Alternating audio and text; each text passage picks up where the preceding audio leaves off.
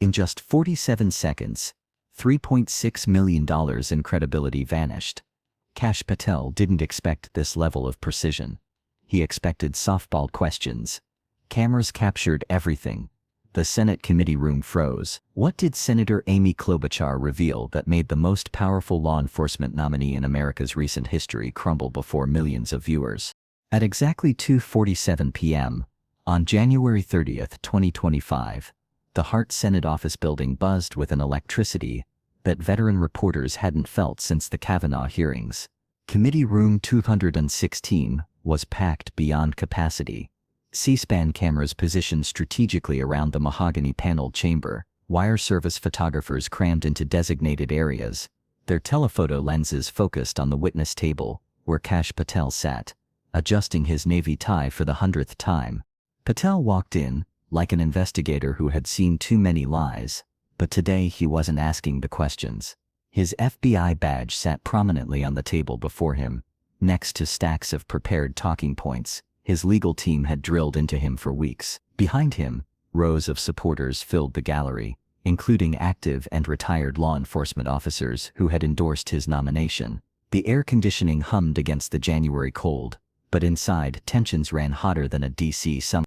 Senator Chuck Grassley, the committee chairman, had already delivered his opening remarks. The Republican senators had lobbed their predictable supportive questions, allowing Patel to recite his prepared responses about fighting crime, supporting law enforcement, and serving the Constitution. His confidence grew with each friendly exchange. He leaned back slightly in his chair, hands clasped, the picture of a man who belonged in the FBI director's chair. But Amy Klobuchar was preparing something different entirely.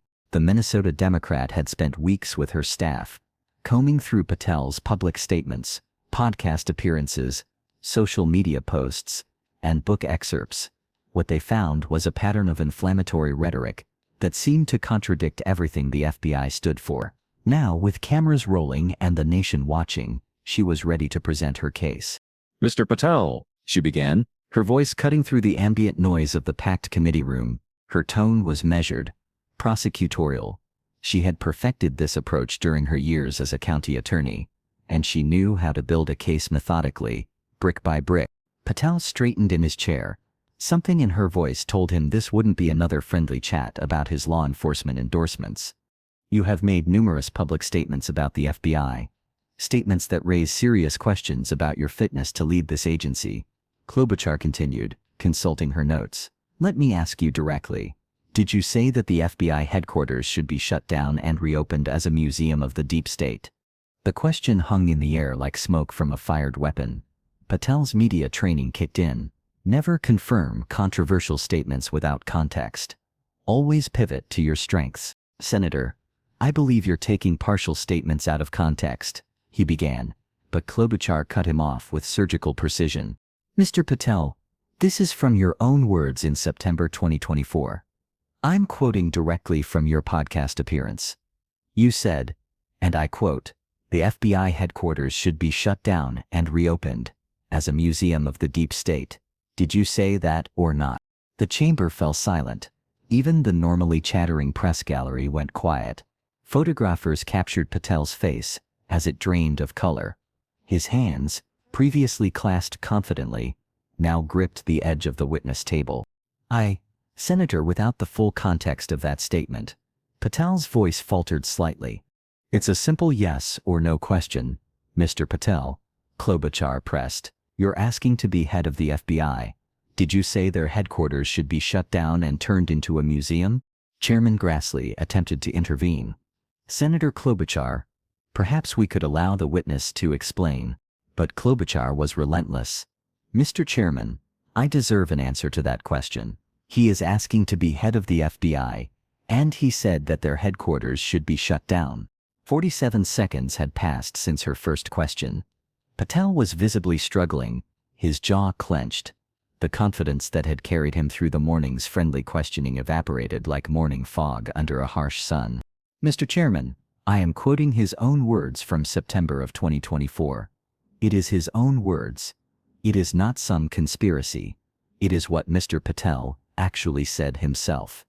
Klobuchar declared, her voice rising slightly. facts matter.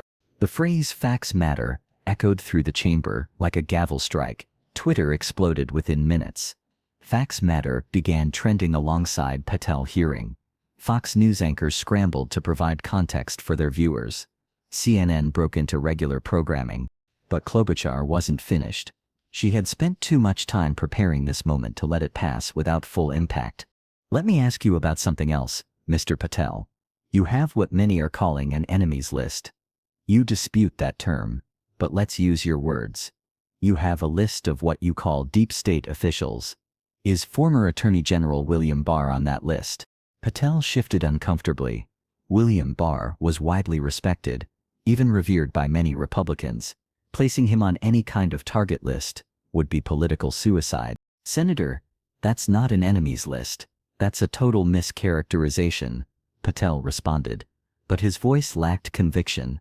Sweat was becoming visible on his forehead, despite the cool temperature maintained in the committee room. I'm using the words you used for the list, which was deep state, right? That's what you put at the top, against the Attorney General of the United States. Klobuchar shot back. Is it because of a personal vendetta that he's on the list? You're under oath. The reminder about being under oath sent a visible shiver through Patel. Lying to Congress was a felony. He had prosecuted others for exactly that crime. I have no personal vendetta against, he began.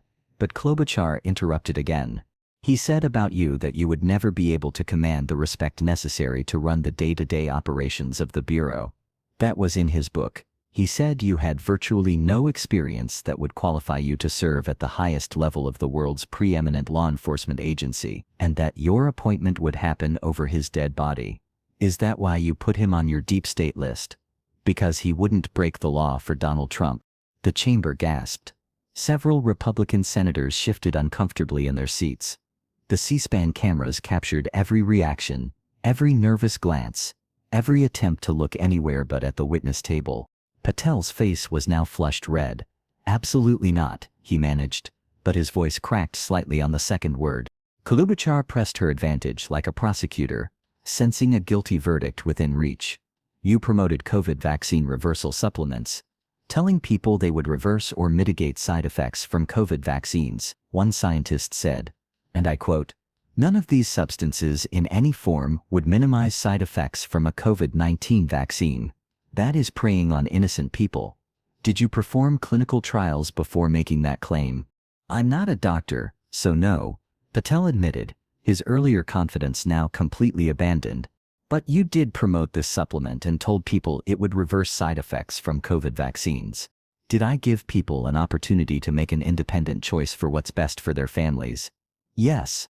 The admission hung in the committee room like a confession. Here was a man seeking to lead the nation's premier law enforcement agency, admitting to promoting unproven medical treatments without scientific backing. But Klobuchar saved her most devastating questions for last. She leaned forward, consulting her notes one final time.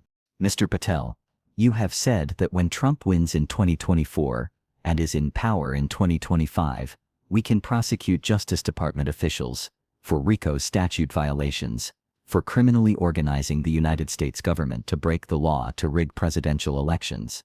Did you say that? Yes or no? Patel looked trapped. The RICO statute was designed to target organized crime syndicates, using it against Justice Department officials for doing their constitutional duty would represent a complete weaponization of federal law enforcement. Senator, you're reading a partial statement, so I'm unable to fully respond, he said weakly. You also said, and I quote, "We're going to come after the people in the media who lied about American citizens who helped Joe Biden rig the elections. We're going to come after you, whether it's criminally or civilly." Is that something you said? That's a partial statement of what I said, Patel replied, but his defense sounded hollow even to his own ears. You said you would put the entire fake news media press corps on your list. Is that correct? I don't have that in front of me, Patel said, the same evasive phrase he had used throughout the questioning. The pattern was clear to everyone watching. Klobuchar had methodically presented evidence of a nominee who had repeatedly attacked the very institutions he sought to lead, promoted conspiracy theories, threatened political opponents, and shown a willingness to weaponize law enforcement for partisan purposes. The committee room erupted when Patel finally attempted a defense. If the best attacks on me are going to be false accusations and grotesque mischaracterizations, the only thing this body is doing is defeating the credibility of the men and women at the FBI. I stood with them here in this country, in every theater of war we have. I was on the ground in service of this nation. But even his supporters in the gallery seemed deflated. The man they had endorsed, the candidate they believed would restore integrity to the FBI, had spent the last 20 minutes evading questions about his own controversial statements. Klobuchar delivered her final blow with clinical precision. Mr. Chairman, I am quoting his own words from September of 2024. It is his own words. It is not some conspiracy. It is what Mr. Patel actually said himself. Facts matter. The phrase would become a rallying cry for those opposing his nomination. Within hours, Facts Matter merchandise appeared online.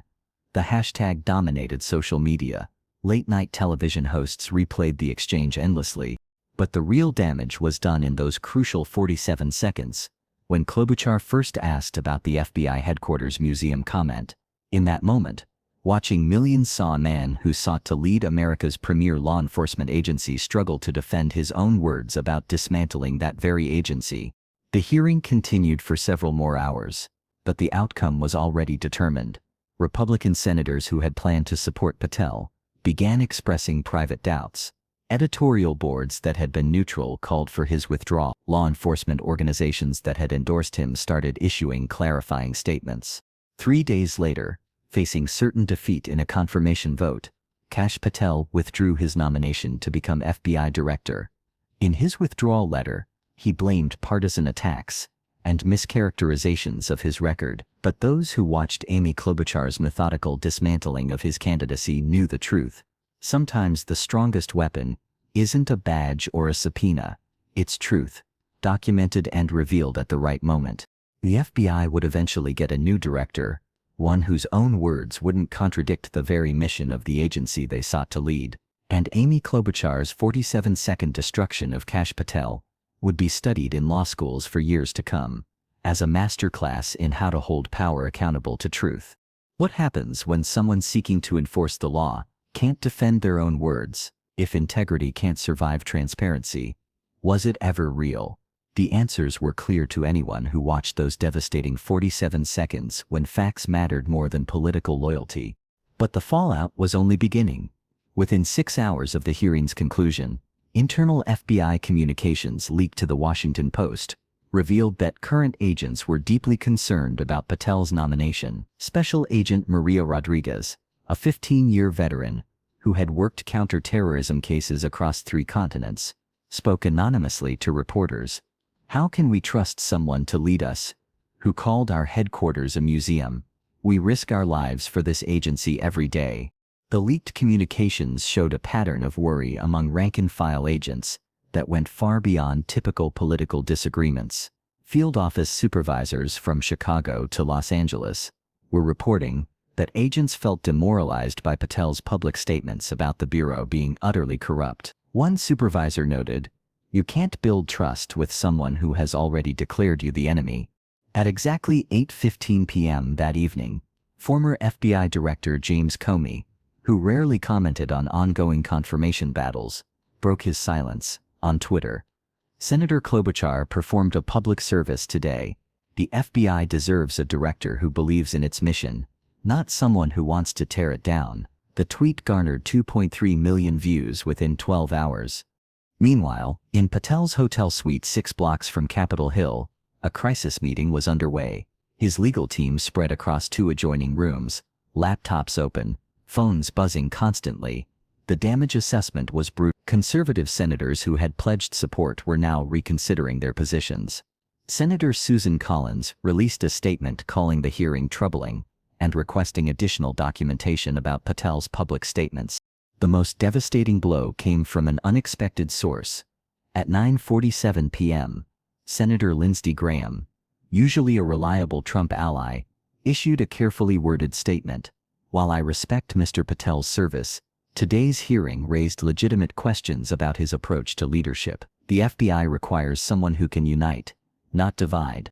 Patel's communications director, Jennifer Walsh, watched the cable news coverage with growing alarm. Every major network was replaying Klobuchar's questioning on loop.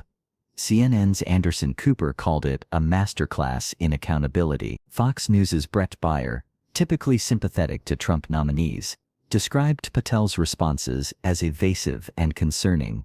The social media metrics told an even starker story. The hashtag #AnnaWhatTurichyou was trending in 23 countries.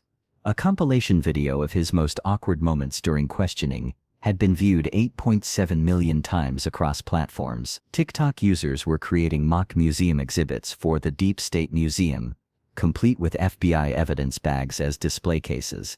But perhaps most damaging was the response from law enforcement organizations themselves. The Fraternal Order of Police, which had initially endorsed Patel, released a late-night statement reevaluating their position. Police chiefs from major cities began distancing themselves from their earlier support. The International Association of Chiefs of Police removed their endorsement entirely, citing concerns raised during Senate testimony. By midnight, Patel's confirmation was effectively over, though the formal withdrawal wouldn't come for 3 more days. His supporters had melted away like ice in a blast furnace. The 300,000 law enforcement endorsements he had boasted about during the hearing proved to be as substantial as campaign promises. Impressive on paper, worthless when tested by reality. The most telling moment came during a private dinner on February 2nd, when a senior Republican senator confided to colleagues, "We can't confirm someone who thinks the FBI headquarters should be a tourist attraction. What's next?" Turning the Pentagon into a Starbucks. Amy Klobuchar, meanwhile, returned to Minnesota to a hero's welcome. The local Minneapolis Star-Tribune ran a front-page story titled, "Minnesota's Senator Saves Democracy." Her office reported receiving over 50,000 thank you emails from across the country. Speaking at the University of Minnesota Law School the following week, she reflected on the moment that changed everything. Truth doesn't care about political party or ideology. When you ask simple questions and demand honest answers, the facts reveal themselves. Those 47 seconds weren't about politics. They were about whether we still believe that qualifications matter more than loyalty. The FBI eventually received a new director, whose reputation was built on competence, rather than controversy, whose words supported rather than undermined the institution they led. But the Patel hearing became required viewing at FBI training academies, not as an example of political theater, but as a reminder that the Bureau's credibility depends on leaders who believe in its mission, rather than seek to destroy it. Years later, when journalism students studied the art of accountability, they invariably returned to those 47 seconds, when Senator Amy Klobuchar proved that sometimes the most powerful weapon in democracy's arsenal isn't a badge, a subpoena, or even a vote. It's simply the willingness to ask the right questions and demand honest answers. In a world of spin and evasion, she reminded everyone that facts still matter. If this story revealed the importance of accountability in government, don't just watch, engage, like, share, and subscribe to channels where truth isn't negotiable and facts matter more than political convenience. Hit the bell. The next truth might be about your government. What would you do if you had to question someone seeking this much power? Drop a comment below. This dramatized story is inspired by real Senate confirmation proceedings and public statements. All dialogue, reconstruction, and narrative elements are created for educational purposes about democratic accountability and the confirmation process. This is not intended to defame, but to explore themes of transparency, qualifications, and institutional integrity.